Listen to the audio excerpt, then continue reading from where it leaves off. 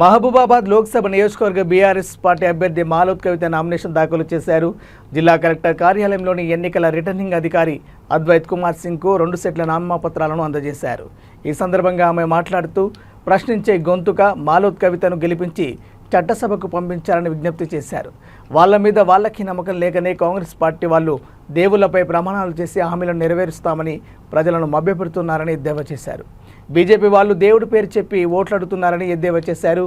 బారాస మాత్రం రైతులను మేము అమలు చేసిన సంక్షేమ పథకాలను నమ్ముకొని ప్రజల ఆశీస్సులతో ఓట్లాడుతున్నామని ఓ మహిళగా ఆడబిడ్డగా ఆశీర్వదించి ఓట్లు వేసి గెలిపించాలని కోరారు.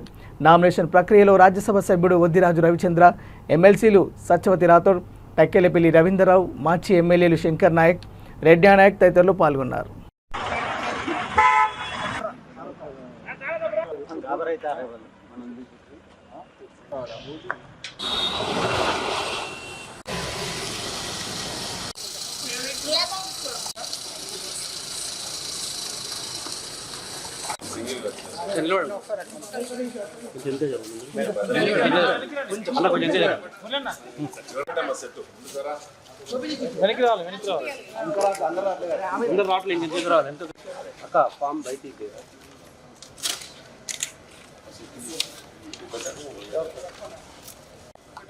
ఓకే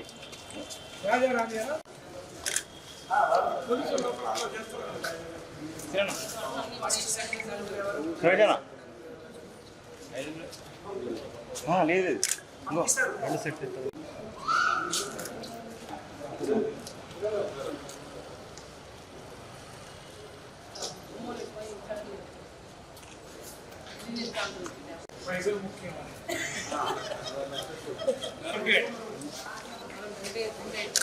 మిడిల్ మిడిల్ రెండు కానీ ఎవరు ముందు నలుగురు ఎవరు తర్వాత కూర్చొని మాట్లాడతారు అన్ని టైం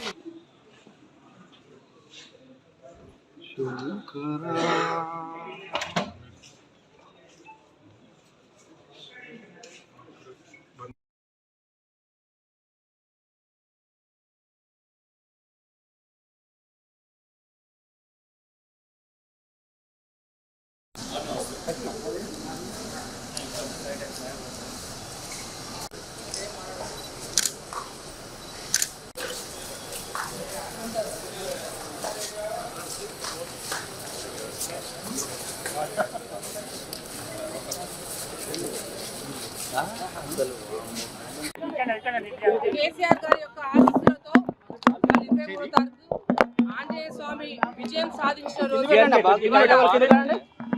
ముఖ్య కార్యకర్తలతో మరియు మా సంబంధించిన 7 నియోజకవర్గాల ఇన్ఛార్జ్లతో కూడా ఇవాళ నామినేషన్ బీఆర్ఎస్ పార్టీ తరఫున నామినేషన్ వేయడం జరిగింది.